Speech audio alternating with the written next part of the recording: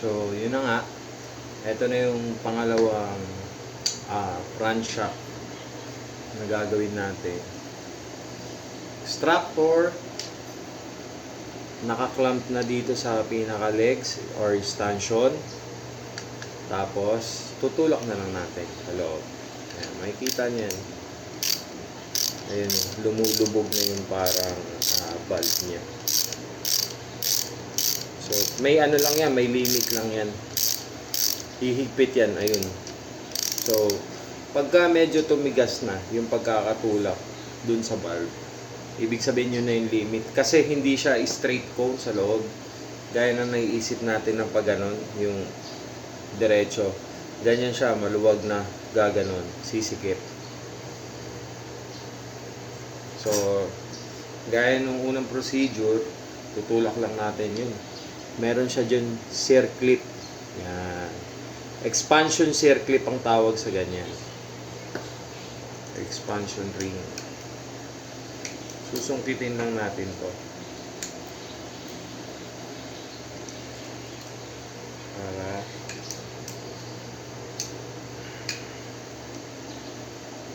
lubuha siya. So, ayan yung try natin sa kabila. So, inulit ko. Eto, 5K lang yung tinakbo nito.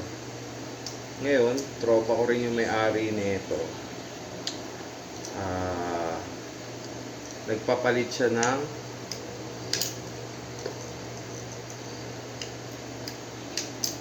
inverted shock sa akin. So, ang binili niya is yung GT Spiker. Ngayon, ang nangyari dito, dahil natuwa siya dun sa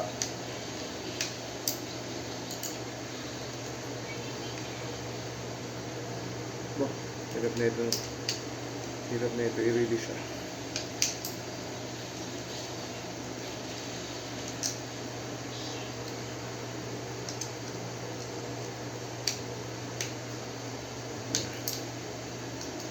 Yes ka.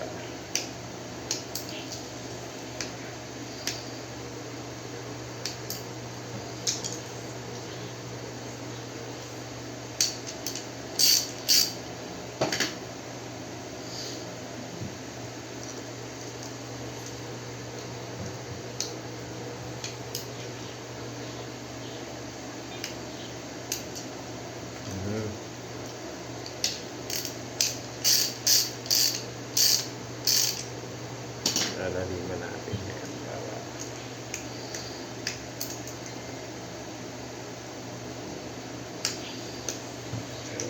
patience lang talaga dito.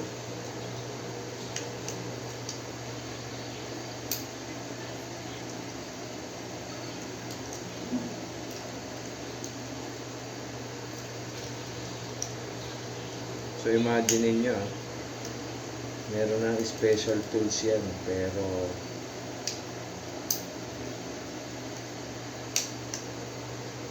ganun pa kahirap tanggalin yung crank na yan. So, susubukan natin pa ibabaw.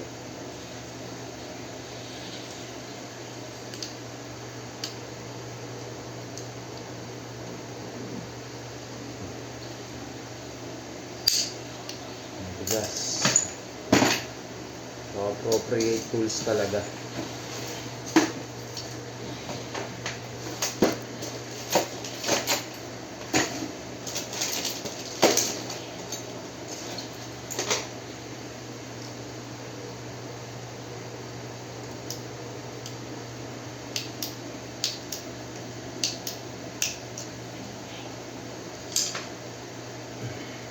So, yun muna.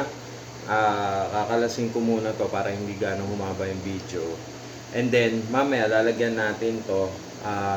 Ang ginagamit ko sa kanya, hindi ako gumagamit ng pork oil na medyo malabnaw. So, yung match thicker yung gagamitin natin. So, cut ko na muna yung video.